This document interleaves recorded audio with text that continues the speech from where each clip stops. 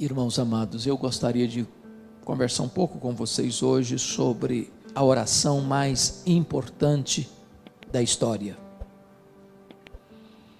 A Bíblia registra muitas orações importantes, orações dos patriarcas, orações dos profetas, orações dos apóstolos, mas esta aqui é a mais importante oração, porque esta é a oração do Deus Filho ao Deus Pai. Esta é a oração da segunda pessoa da Trindade para a primeira pessoa da Trindade. E talvez não há nada mais sublime na vida do que ouvir, do que compreender este momento sublime de Jesus Cristo conversando com o Pai antes de partir para a cruz. A circunstância que Cristo fez esta oração está registrado com muita clareza. Se você ler o capítulo 16 de João, ele tinha acabado de falar para os seus discípulos sobre o Pai, e agora ele está falando para o Pai acerca dos seus discípulos. Na vida e no ministério de Jesus Cristo, pregação e oração sempre caminharam juntas. Aqueles que falam aos homens sobre Deus, devem falar para Deus sobre os homens. Aqueles que pregam aos homens, precisam também falar para Deus acerca desses mesmos homens, porque pregação e oração caminham sempre juntas. Se você percebeu, Jesus nesta oração divide-a em três aspectos bem distintos. Nos versos 1 a 5, ele ora por si mesmo. Nos versos 6 a 19, ele ora pelos seus discípulos imediatos, aqueles que estão com ele no cenáculo. Mas nos versos 20 a 26, ele ora por aqueles discípulos que ainda haveriam de crer nele, segundo as Escrituras. Portanto, ele ora por você e por mim. Nós estávamos contemplados nesta oração do Senhor Jesus Cristo.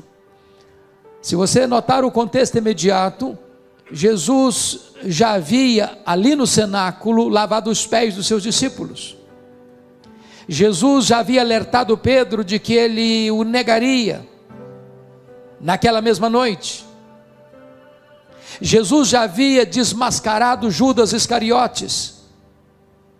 Jesus já havia falado para eles acerca do céu, da casa do Pai, da sua segunda vinda e da promessa do derramamento do Espírito Santo. Ali Jesus já havia instituído a ceia.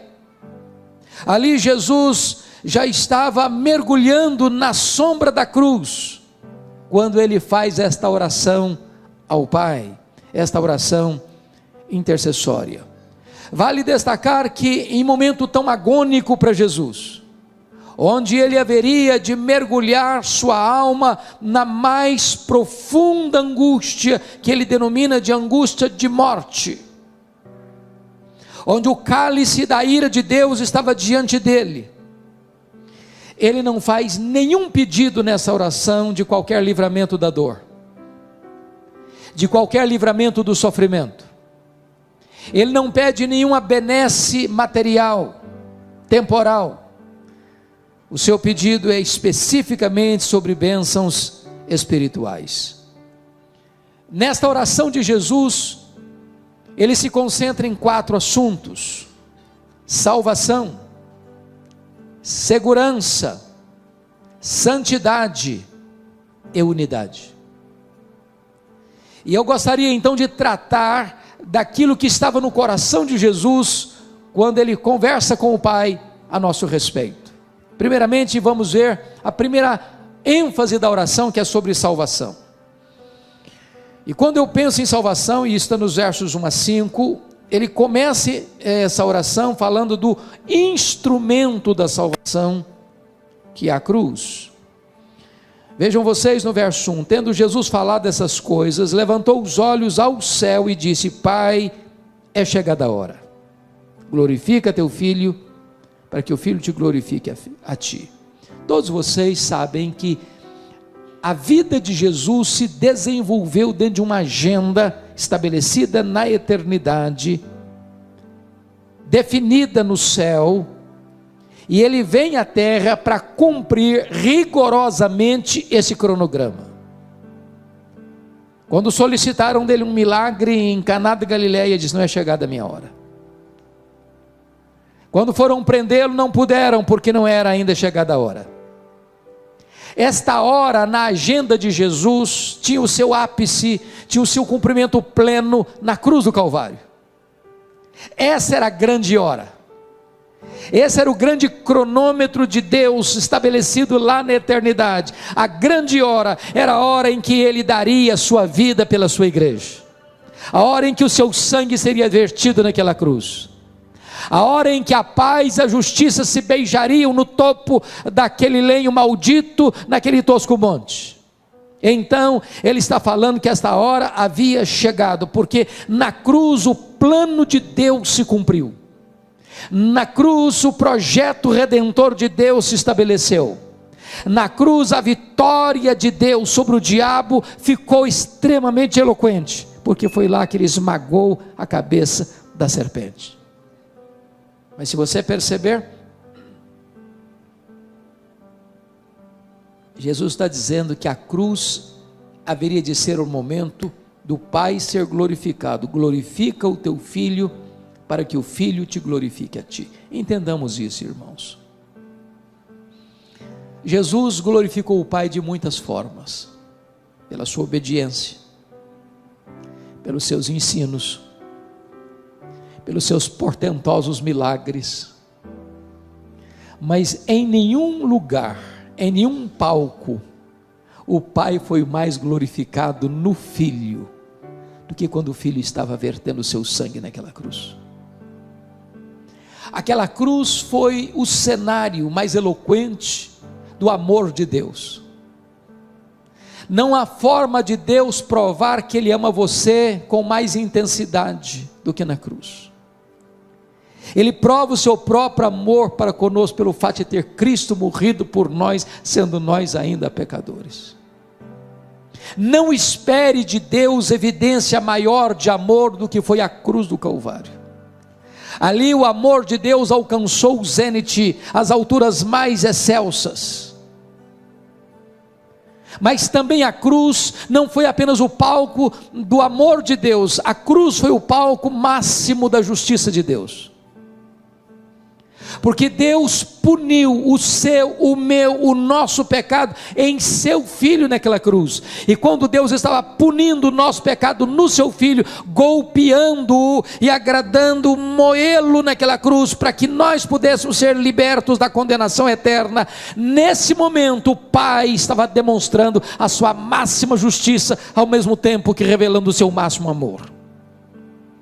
Pois bem, amados, agora, notemos em segundo lugar a essência dessa salvação, versos 2 e 3, e a primeira coisa, no verso 2, Jesus recebe a autoridade do Pai para conferir a vida eterna. Veja comigo: assim como conferiste autoridade sobre toda a carne, a fim de que Ele conceda a vida eterna a todos os que lhe deste. Entendamos isso, irmãos.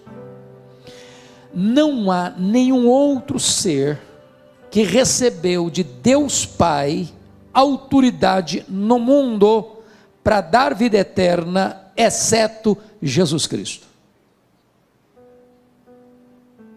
Nem os patriarcas, nem os profetas, nem os apóstolos, nem Maria, nem Pedro, nem Paulo, nem a igreja, nem qualquer denominação religiosa, nem qualquer concílio eclesiástico, nem qualquer encíclica papal, nem qualquer movimento humano tem capacidade, tem competência, tem autoridade para dar ao homem a vida eterna, a não ser Jesus Cristo. Só Ele pode salvar, só Ele é a porta do céu, Só Ele é o caminho para Deus, só Ele é o mediador entre Deus e os homens, não há nenhum outro nome dado entre os homens pelo qual importa que sejamos salvos, porque Ele recebeu do Pai essa autoridade para dar a vida eterna. Mas o que é vida eterna? E a resposta está no versículo 3, confira comigo. E a vida eterna é esta: que te conheçam a ti, único Deus verdadeiro, e a Jesus Cristo a quem enviaste. Então vamos entender algo tão importante aqui. Algumas pessoas pensam que vida eterna, irmãos, é uma quantidade de tempo que não pode ter fim. E aí, quando algumas pessoas projetam isso, que vida eterna é apenas uma vida que nunca acaba, elas podem entrar até em desespero. Há poucos dias, um adolescente se aproximou de mim e disse assim: pastor, eu não quero ir para o céu não, eu tomei um susto. Disse, mas como assim? Me explica isso melhor. Ah, mas não quero mesmo. Falei, mas explica para mim, por favor. Ah, porque a ideia de céu que eu tenho é que eu vou ficar sentada numa nuvem branca, tocando harpa, cantando. Ah, eu não aguento essa vida inteira não. Eu quero coisa nova para a minha vida. Tem muitas pessoas que pensam que o céu vai ser chato, monótono. E eu preciso dizer para você que vida eterna é um relacionamento pessoal e íntimo com Deus, onde você vai amá-lo, onde você vai fruí-lo, onde você vai glorificá-lo, onde você vai exaltá-lo, onde você vai servi-lo, e esse Deus é inesgotável em seu ser, e você vai conhecê-lo, e jamais haverá um tempo na eternidade onde você possa dizer, já conheço tudo, não tem mais nada para conhecer, agora eu preciso botar minha vida no piloto automático. Jamais isso vai acontecer. O céu é dinâmico. Então eu quero dizer uma coisa a você hoje: sabe o que você vai fazer no céu depois que você tiver 1 milhão de anos lá? Você vai conhecer a Deus. Sabe o que você vai continuar fazendo depois que você tiver 1 bilhão de anos lá no céu? Você vai continuar conhecendo a Deus. Esse conhecimento é a própria essência da vida eterna. Essa intimidade com Deus é a própria beleza, encanto e realidade da própria vida eterna.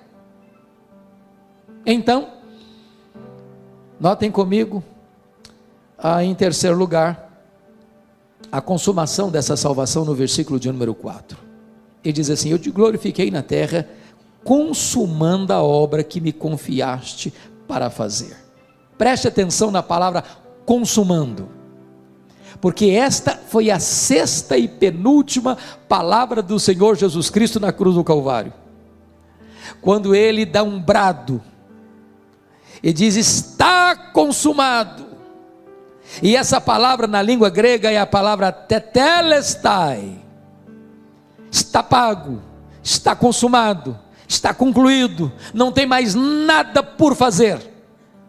E essa palavra grega tetelestai, que é a mesma palavra consumado no grego, ela tem 3 significados.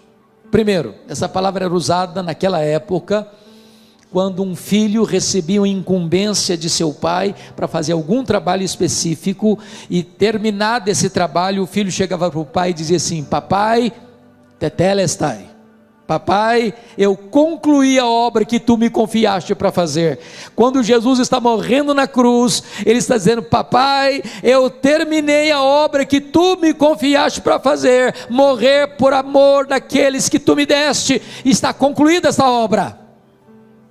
Mas essa palavra tetelestai era usada num segundo sentido, quando alguém ia pagar uma promissória num banco, quitando aquela dívida, ao pagar e saldar completamente a dívida, recebia então a promissória com um carimbo: tetelestai, está pago, está quites, não se deve mais nada.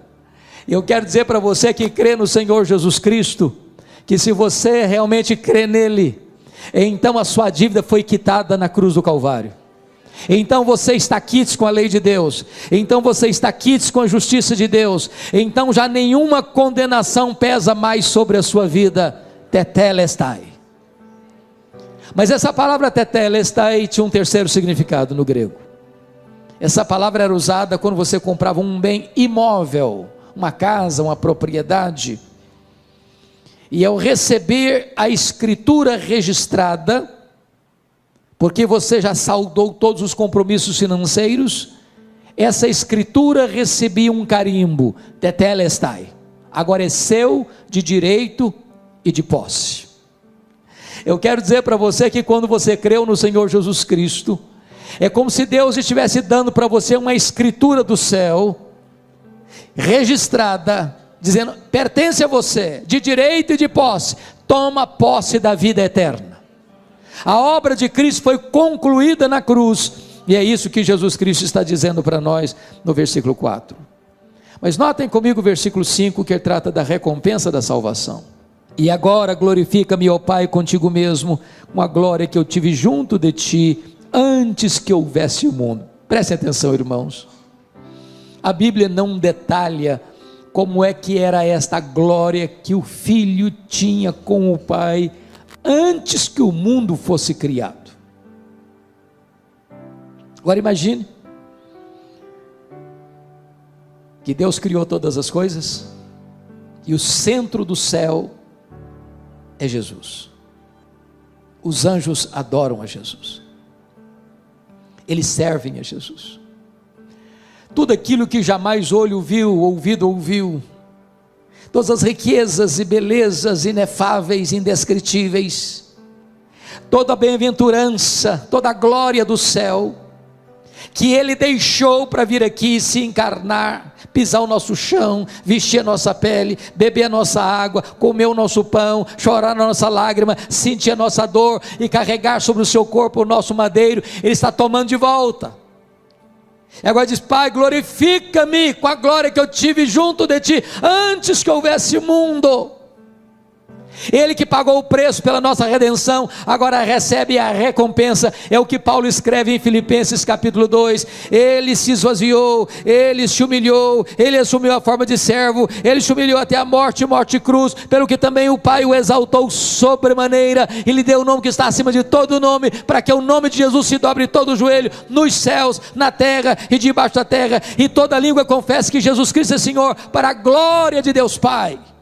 Ele está sendo exaltado, essa é a recompensa. Mas preste bem atenção comigo, por favor, no versículo 24.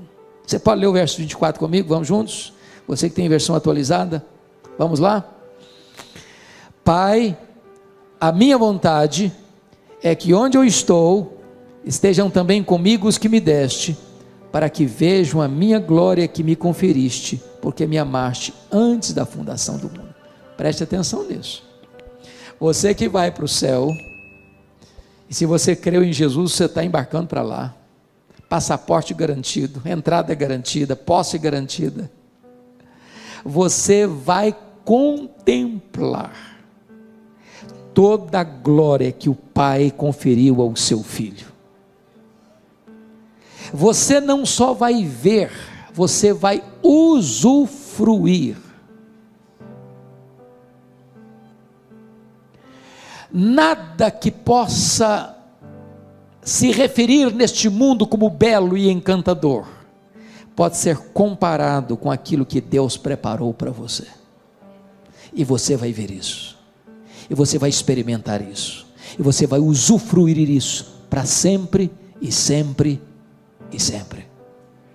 Esta é a salvação que Jesus está orando aqui por ela. Mas em segundo lugar, irmãos, essa oração trata de segurança, nos versos 6 a 14, porque você pode fazer uma pergunta, bom, ok, ele me salvou, mas quão segura é essa salvação? Será que eu posso ter certeza dessa salvação? Será que eu posso me apropriar dela? Irmãos amados, há muitos irmãos em Cristo, que embora salvos, por desconhecerem esta gloriosa verdade, vivem perturbadas, porque acham que elas podem perder essa salvação. E aí elas pensam: estou salvo de manhã, estou perdido de noite. Estou indo para o céu de manhã. Ah, meu pai, estou indo para o inferno de noite. Sou filho de Deus hoje, amanhã eu já não mais sou filho de Deus. E muitos crentes vivem nessa gangorra espiritual, nesses altos e baixos. Porque a grande pergunta que Jesus trata nesse texto é: será que você pode ter certeza, garantia, segurança dessa salvação? Vamos ver a resposta. Primeiro, a nossa segurança está fundamentada na eleição do Pai. Então confira comigo. Olha aí, por gentileza, versículo 2. A fim de que Ele conceda a vida eterna a todos os que lhe deste. Olha o verso 6. Manifestei o teu nome aos homens que me deste do mundo. Olha comigo o verso 9. Mas por aqueles que me deste, porque são teus. Olha o versículo 11. Pai Santo, guarda-os em teu nome que me deste. Olha o versículo de número 24. Pai, a minha vontade é que onde eu estou estejam também comigo os que me deste. Preste atenção nisso. Você que creu no Senhor Jesus Cristo é um presente do Deus Pai ao Deus Filho. Deus conheceu você, amou você e escolheu você mesmo antes da fundação do mundo. Ele escolheu você livremente. Não porque Ele previu que você ia crer em Jesus e então Ele escolheu você, não. Você creu no Senhor Jesus porque Ele escolheu você. Ele não escolheu você porque Ele previu que você ia ser santo, não. Ele escolheu você para você ser santo e irrepreensível. Ele não escolheu você porque Ele previu que você praticaria boas obras, não. Ele escolheu você para as boas obras. Ele escolheu você não porque você tinha méritos, você nem existia ainda. Então a escolha divina é a garantia de que eu estou salvo, porque esse decreto foi feito antes que o mundo fosse criado, antes dos tempos eternos. O Senhor Jesus Cristo deixou isso claro, lá em João 6, 37 a 40. Ninguém pode vir a mim se o Pai não o trouxer. Todo aquele que meu Pai me dá, esse virá a mim. E o que vem a mim, de maneira nenhuma eu o lançarei fora. Paulo diz: aos que Deus predestinou, a esses Deus também chamou. Aos que Deus chamou, a esses Deus também justificou. E aos que Deus justificou, a esses Deus também glorificou. Então entenda uma coisa, amado: não fomos nós que escolhemos a Deus, foi Ele que nos escolheu. Não fomos nós quem passamos a amar a Deus primeiro, Ele nos amou primeiro. O nosso amor por Deus é o refluxo do fluxo do amor de Deus por nós. Aliás, nós não poderíamos jamais escolher a Deus, nós estávamos mortos nos nossos delitos e pecados, mas Ele nos amou, Ele nos escolheu e Ele nos deu de presente para o seu Filho, e o seu Filho verteu o seu sangue para nos resgatar da morte e do inferno. Você pode ter segurança. Segundo lugar, como é que você pode ter certeza dessa salvação? Segurança dessa salvação? Primeiro, por causa da eleição divina. Segundo, por causa do cuidado de Cristo. Olha comigo o verso 12. Quando eu estava com eles, guardava-os no teu nome que me deste, e protegi-os, e nenhum deles se perdeu, exceto o filho da perdição, para que se cumprisse a Escritura. Então preste atenção nisso. O Pai deu você ao Filho. O Filho promete uma coisa: eu guardei todos, nenhum se perdeu. Jesus não vai permitir que nenhum daqueles que o Pai deu a Ele, por quem Ele morreu, se perca. Foi Ele quem prometeu isso. Ele diz assim: as minhas ovelhas ouvem a minha voz, Eu conheço as minhas ovelhas, elas me ouvem e me seguem. Eu dou a elas a vida eterna, e ninguém as arrebatará das minhas mãos. Lá nas décadas de 70, 80, nós cantávamos uma música assim: segura na mão de Deus e vai. Tem um problema teológico aí, porque se eu segurar na mão de Deus, eu sou tão fraquinho, que eu tenho o risco de largar a mão e cair. Sabe o que a Bíblia diz? Não sou eu que seguro na mão dele, é ele que segura na minha mão. Ele segura na minha mão, e quando ele segura na minha mão, não tem como eu cair. Dos braços de Jesus ninguém arranca você. Você tem uma segurança eterna. A sua segurança não está fundamentada em quem você é e no que você faz. A sua segurança está fundamentada em quem Ele é e no que Ele fez por você. Ele é quem guarda você. É por isso que Paulo diz: nem a morte, nem a vida, nem anjos, nem principados, nem poderes, nem altura, nem profundidade, nem qualquer outra criatura poderá nos separar do amor de Deus que está em Cristo Jesus, nosso Senhor. Temos plena segurança e plena garantia. Mas em terceiro lugar, a sua salvação pode ter segurança sim. Você não precisa ficar com medo. Meu Deus, será que eu estou salvo? Será que eu posso me perder? Será que eu vou me desviar e ir para o inferno? Se você creu em Jesus, você está salvo, seguro, por uma terceira razão. A nossa segurança está baseada na intercessão de Cristo. Veja comigo, por favor, versículo 9. É por eles que eu rogo, não rogo pelo mundo, mas por aqueles que me deste, porque são teus. Olha o verso 11: Pai Santo, guarda-os em teu nome que me deste, para que eles sejam um, assim como nós. Agora olha comigo o verso 15: Não peço que os tires do mundo, e sim que os guardes do mal. Agora olha o verso 20: Não rogo somente por estes, mas também por aqueles que vierem a crer em mim, por intermédio da sua palavra. Vamos entender aqui algo glorioso, irmãos. Sua salvação está segura porque o Pai o escolheu. Sua salvação está segura porque o Cristo o guarda.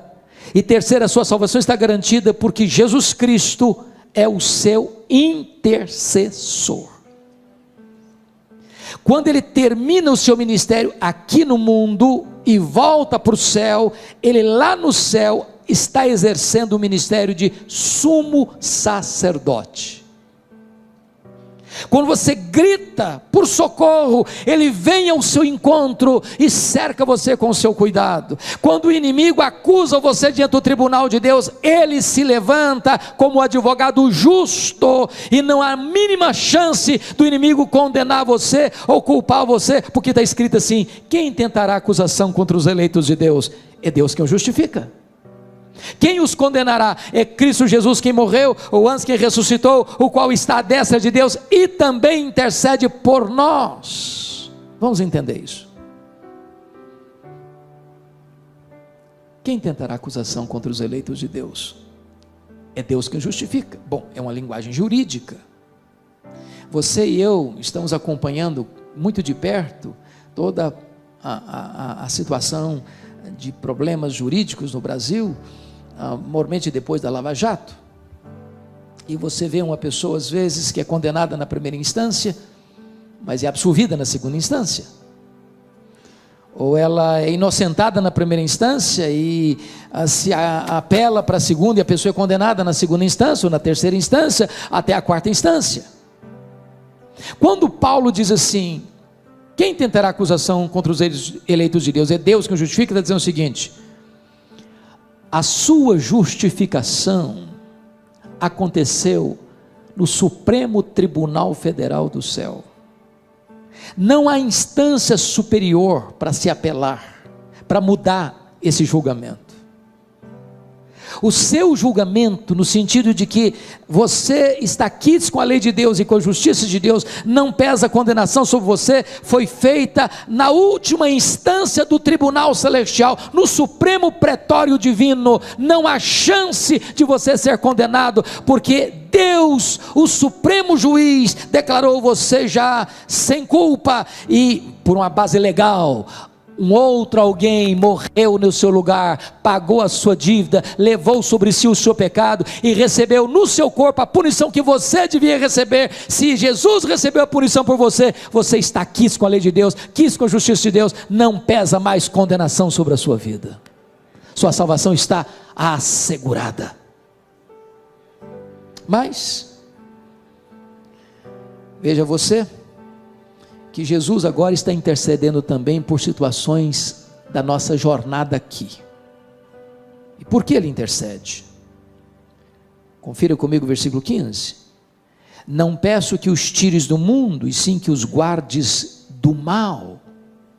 A palavra mal aqui deveria ser melhor traduzida maligno. O que Jesus está dizendo é o seguinte: Pai, eu não peço que tu tires os meus do mundo, porque essa ideia que prevaleceu na Idade Média, de que esse mundo está muito contaminado, então eu não posso ser santo vivendo aqui, vou para um mosteiro, vou me isolar. O grande problema é que quando uma pessoa se isola do mundo, ela leva o seu problema junto com ela, porque o problema não está fora, o problema está no coração. Mas mais, Jesus está dizendo o seguinte: livra-os do mal, livra-os do maligno. Sabe o que significa isso? Significa que aquele que nos salvou é o único capaz de nos sustentar dos ataques, das sutilezas, das armadilhas, dos laços do diabo, porque ele vive 24 horas por dia ao nosso derredor, tentando nos tragar, tentando nos devorar, tentando nos levar para uma região perigosa, para uma zona escorregadia, para um momento de fraqueza ou de uma autoconfiança. E o Jesus Cristo está orando: Pai, guarda-os do maligno, proteja-os do maligno, proteja-os do maligno. E você precisa entender uma coisa: é o Pai que protege você, é o Deus Todo-Poderoso que segura a sua mão, é Ele quem livra você, a sua alma da morte, seus olhos das lágrimas e seus pés da queda. Mas mais uma coisa, irmãos, agora vamos ver comigo o terceiro ponto dessa mensagem, que é santidade. Bom, então vamos entender o raciocínio. Está falando de salvação, e a salvação é segura, e você pode ter a segurança dela. Mas enquanto você caminha aqui, como é que você deve caminhar como um salvo? Como é que você prova que você é uma pessoa salva? Só basta bater no peito: eu estou salvo, está resolvido o assunto? Ah, eu sou membro da igreja presbiteriana de Vila Operária, então estou salvo. É isso? Ah, eu tenho minha Bíblia, eu leio a minha Bíblia. É isso? Qual é a evidência que você é uma pessoa salva? Que provas você pode dar que você é uma pessoa salva? Então vamos ver isso, irmãos. Vamos ver isso. Entendamos uma coisa: a nossa entrada no céu é exclusivamente pela graça e não pelas obras. Mas o céu em si mesmo não seria céu para nós sem um caráter santo. Prestem bem atenção no que vou lhes dizer. Uma pessoa que não ama a santidade não vai ter clima no céu, vai ser um peixe fora d'água lá. Há muitas pessoas, irmãos, que pensam que a morte é um condão mágico que muda as pessoas. Morre o pior cidadão, todo mundo elogia o cara. Morreu, só elogio. Mas um ímpio que morre ímpio não ressuscita pio. Morreu pagão, não ressuscita um cristão. Morreu um perverso, não ressuscita um santo. Então, se você é uma pessoa salva, isso precisa ser demonstrado. E de que maneira? De que maneira nós somos santificados? Primeiro, nós somos santificados pela palavra. Vamos lá no versículo 17 comigo? 17 e 17, está escrito assim: santifica-os na verdade, a tua palavra é a verdade. Agora vamos entender, irmãos, algo sublime aqui. Você quer ser santo, irmão? Você tem que ler Bíblia. Eu não sei quanto a vocês, eu penso, estou convencido disso, que nós vivemos na geração mais empolgante da história. Eu sou animadíssimo com a nossa geração. Irmãos, nenhuma geração viu o que nós estamos vendo. Nós dobramos um milênio, nós dobramos um século, e nós somos a única geração da história da humanidade que tem conhecimento e experiência da comunicação sem fronteiras. Que coisa fantástica! Quando eu fiz seminário, nos idos de 78 a 81, meu livro texto de teologia não tinha em língua portuguesa. Hoje, as melhores e maiores obras de teologia, todas da história da igreja, já estão em português. Hoje você vai numa livraria, tem Bíblia para criança, tem Bíblia para junior, tem Bíblia para adolescente, tem Bíblia para jovem, tem Bíblia para casal, tem livro para velho, tem Bíblia para casar, tem livro para descasar, tem livro para empresário, tem livro para empregado, tem livro para desempregado, tem Bíblia para qualquer jeito que você quiser. Mas você chega na igreja e diz assim: meus irmãos, vamos abrir a Bíblia lá em Miqueias, e o povo começa a ler lá em Gênesis, para ver onde estão Miqueias. Não sabe onde estão Miqueias. Nós somos uma geração Coca-Cola, shopping center, e a geração analfabeta da Bíblia. E se você quer ser santo, você precisa mergulhar na Bíblia. Santifica-os na palavra, ou na verdade, a tua palavra é a verdade. Segundo lugar, irmãos, como é que você pode ser santo? Você pode ser santo na medida em que você compreende de maneira sensata o seu relacionamento com o mundo.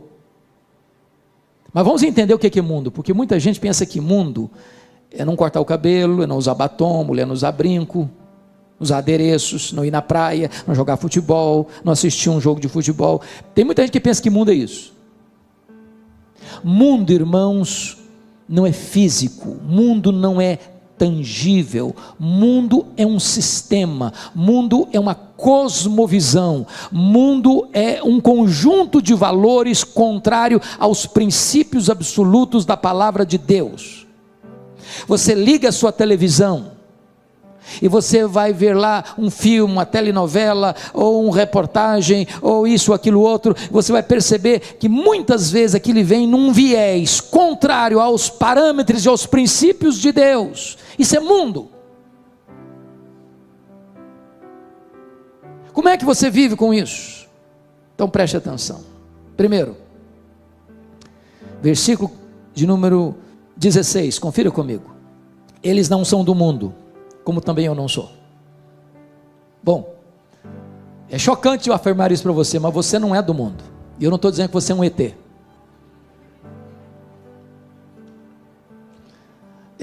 Deixa eu brincar um pouco para descontrair. Eu fui criado na região rural, na minha infância e começo de adolescência. Quando eu falo rural de verdade, sem luz elétrica, com lamparina de querosene. Até os meus 14 anos, eu tinha muito medo de defunto, de gente morta, de gente viva, nenhum medo. Meu pai era um exímio contador de histórias, mas a maioria delas macabras. Defunto que levantou do caixão, e vocês não imaginam o desespero que era fazer uma viagem sozinho de noite. Virava uma folha de bananeira, você achava que era um defunto que estava vivendo no caixão. Era um troço horrível. Eu morava do lado de um cemitério, minha família mora até hoje. Agora imagine comigo, eu saindo sozinho de casa, ao retornar ter que passar em frente ao cemitério, era um desespero. E um determinado dia, a noite muito escura, eu voltando, coração acelerado de medo, quando eu olho uma senhora caminhando, e eu me aproximei, apertei o passo, falei, pelo menos vou ter companhia para passar em frente. Eu chego em frente, a mulher começa a bater papo, e ela fala, meu filho, quando eu era deste mundo, falei, pronto, eu estou falando de um fantasma, um desespero total. É claro que Jesus não está dizendo que você é um fantasma. Você não é desse mundo. Significa o seguinte: você está aqui, mas os valores que regem a sua vida são outros valores. Os princípios que governam sua vida, seu casamento, sua família, seus negócios, seus lucros, seus gastos, seu lazer, sua mente, seu coração, suas emoções, suas palavras, suas reações, são outros princípios. Você não é deste mundo. Segundo, olha comigo o versículo 14: eu lhes tenho dado a tua palavra e o mundo os odiou. Preste atenção nisso. O mundo odiou ontem, o mundo odeia hoje e o mundo vai odiar amanhã. A igreja e o mundo nunca vão ser bons parceiros. Eu não estou falando que você não vai ser bom parceiro do seu vizinho, dos seus amigos. Eu estou falando que entre você e esse sistema de valores vai existir um conflito permanente. E se a igreja não está sendo perseguida pelo mundo, não é porque o mundo amansou, é porque a igreja se acovardou. Perguntaram para Francisco Leonardo, eminente professor do Seminário do Norte, Reverendo Francisco, se a igreja for mais perseguida, ela será mais fiel? Ele respondeu: não. Se a igreja for mais fiel, ela será mais perseguida. A amizade do mundo é pior do que a espada do mundo. Terceiro, olha comigo,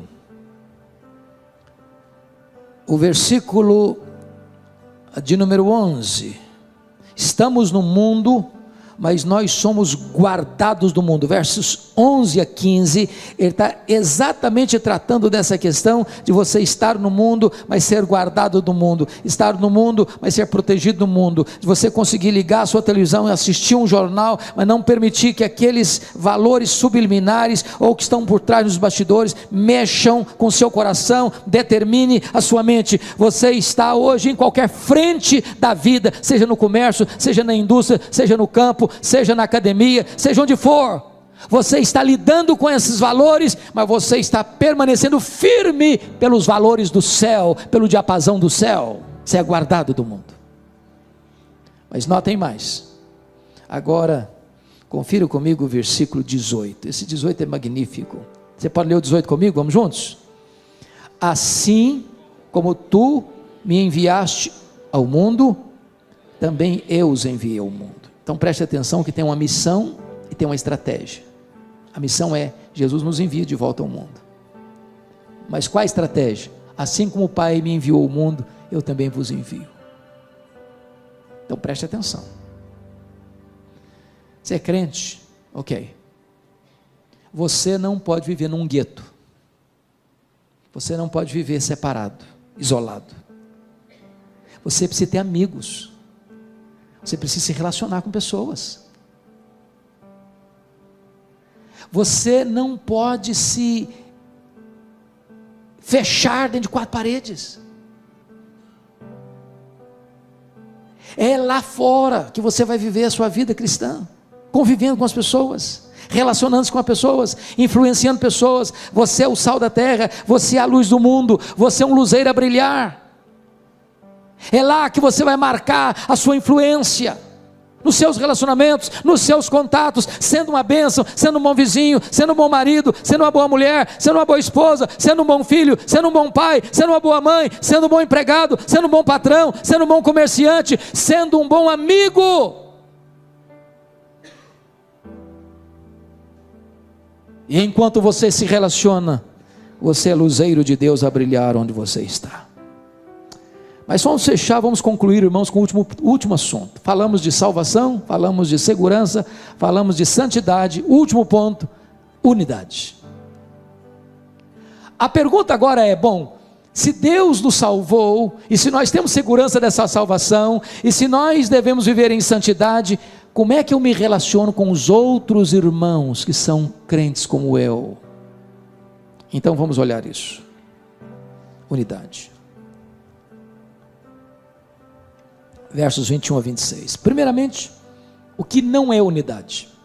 Tem muita gente que pensa que unidade é, vamos tirar as placas das igrejas. Tem placa demais, tem igreja demais, tem denominação demais, isso está complicando demais. Então vamos fazer o seguinte, vamos juntar todo mundo numa placa só. Não é isso que Jesus está falando. Ele não está falando de uma unidade organizacional. Segundo, Jesus não está falando aqui de ecumenismo. O que é ecumenismo? Ecumenismo significa, não vamos falar de doutrina, doutrina divide, vamos falar de amor, não importa o que você creia, vamos estar juntos. Não, a Bíblia proíbe isso. Não tem unidade fora da verdade. Bom, então o que é esta unidade? Amados irmãos, vamos ver. Unidade significa o seguinte: se você está em Cristo, não importa a igreja que você frequenta, você é meu irmão. Agora convenhamos, é muito triste quando hoje ainda se percebe muitos segmentos religiosos batendo cabeça, brigando uns com os outros, ferindo uns aos outros, numa briga doméstica, onde as próprias ovelhas estão se ferindo, tirando aquilo que nós chamamos da unidade. Nós não criamos a unidade já existe, nós preservamos a unidade no vínculo do Espírito. Mas por que nós devemos buscar a unidade da igreja? Primeiro, porque Jesus pediu isso ao Pai. Olha comigo o versículo 21 e 22. A fim de que todos sejam um, e como és tu, ó Pai, e tu em mim, também sejam eles em nós, para que o mundo creia que tu me enviaste. Bom, se Jesus pediu ao Pai que você e eu sejamos um, eu não posso laborar contra esse projeto de Jesus, contra a vontade de Jesus. É hora da igreja parar de brigar uns com os outros, por diferenças secundárias, e entender que o que nos une é o sangue do Cordeiro.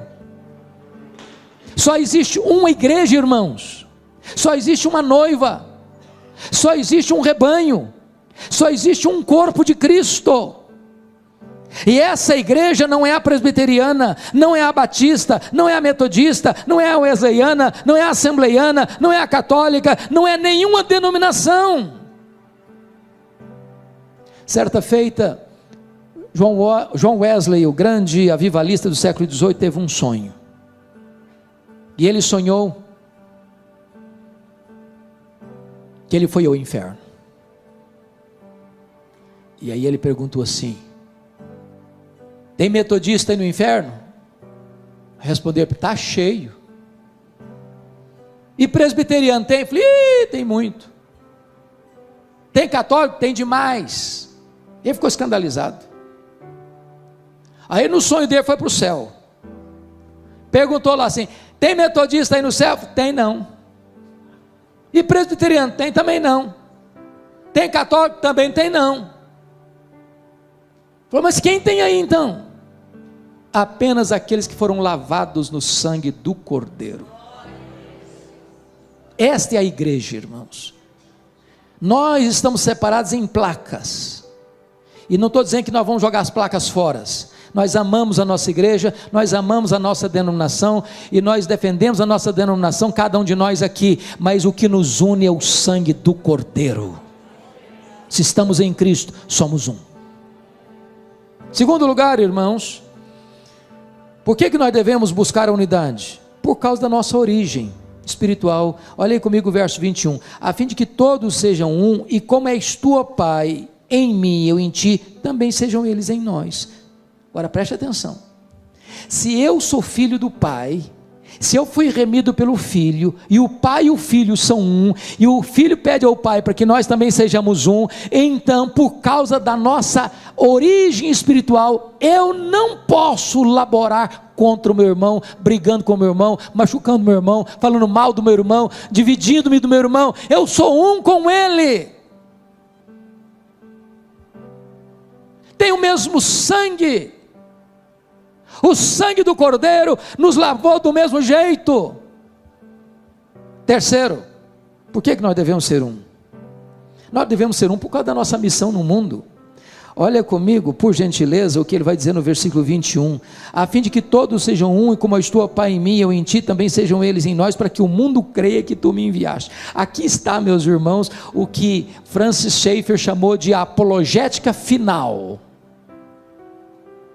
O mundo vai olhar para nós, o mundo não vai achar que nós somos discípulos, porque nós somos fiéis na doutrina, embora sejamos fiéis na doutrina, é uma coisa fundamental. Ser fiel na doutrina é fundamental.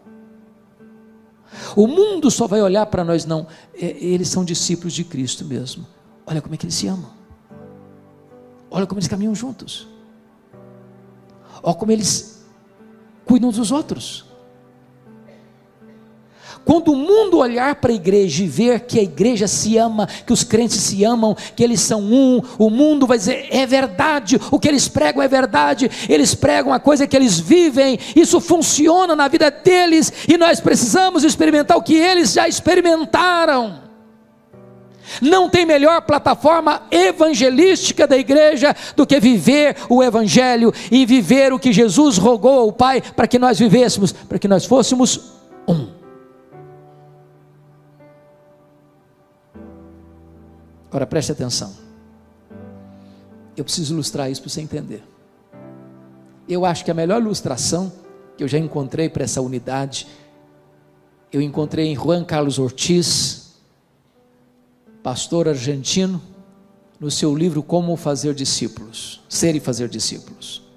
E eu me dirijo talvez aqui a alguns agricultores, porque vocês vivem, para mim, e eu conheço boa parte do Brasil, a maior parte do Brasil, eu não conheço nenhuma região agrícola mais bonita do que a região de vocês.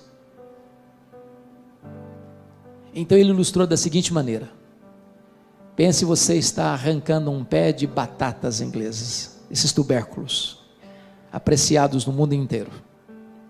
Você arranca um pé de batatas, você tem várias batatas no mesmo pé. Mas tem umas maiores, outras menores, umas mais lisas, outras mais ásperas, elas estão perto, mas elas não são uma unidade. Aí o agricultor bota 30 quilos de batatas num saco, e elas estão comprimidas, umas apertadas nas outras, umas maiores, outras menores, umas mais lisas, outras mais ásperas, mas elas não são unidade. E aí o agricultor envia um caminhão de batatas à Ceasa, e aí tem um montão de sacos de batatas, elas estão muito juntas, mas não são unidade. Aí o homem da mercearia ou do pequeno supermercado vai lá na Ceasa e compra lá uma porção delas e bota numa banca, elas estão juntas, mas não são unidade. Aí a dona Maria vai ao supermercado, escolhe as melhores, um saco, do saco ela pega 2 quilos de batatas, e elas são levadas para casa numa sacola e botadas numa gaveta dentro da geladeira, mas elas não são unidade, umas maiores, outras menores, umas mais lisas, outras mais ásperas. Aí se pega essas batatas, e casca essas batatas, e corta essas batatas, e bota na água, e elas são cozinhadas, e a dona Maria vai lá e faz um purê de batatas. Agora não tem uma maior, não tem uma menor, não tem uma mais lisa, não tem uma mais áspera. Agora nenhuma pode olhar para ela, eu sou mais bonita que você, eu sou melhor que você, eu sou mais importante que você. Agora elas são um purê. Agora elas são uma unidade. É isso que nós devemos ser. E eu termino dizendo o seguinte: sabe por que nós devemos ser um? Porque esse vai ser o nosso destino eterno, verso 24, pois a minha vontade é que onde eu estou estejam também comigo os que me deste. Então, pare de brigar com o seu irmão, sabe por quê? Se você achar que você é mais importante do que ele, que você é melhor que ele, que você sabe mais do que ele, que você tem mais dons do que ele, que você é mais maduro na fé do que ele, e que o irmãozinho é muito fraquinho, é muito isso, muito aquilo, quando você chegar no céu, sabe quem você vai ver lá? Esse irmãozinho seu. Se ele está em Cristo, você vai para lá. E é melhor você começar a aprender a conviver com ele aqui, porque você vai ter que viver com ele por toda a eternidade. Eu espero em Deus que a oração do Deus Filho ao Deus Pai encoraje a cada um aqui nesta noite. a entendermos que a nossa salvação foi realizada por Ele na cruz, que essa salvação é garantida pelo próprio Deus. Você não precisa ter medo, e que se você é uma pessoa salva, você evidencia isso através de uma vida de santidade. E nós que fomos alcançados pela graça, somos um, e assim devemos viver aqui, porque assim viveremos para sempre e sempre.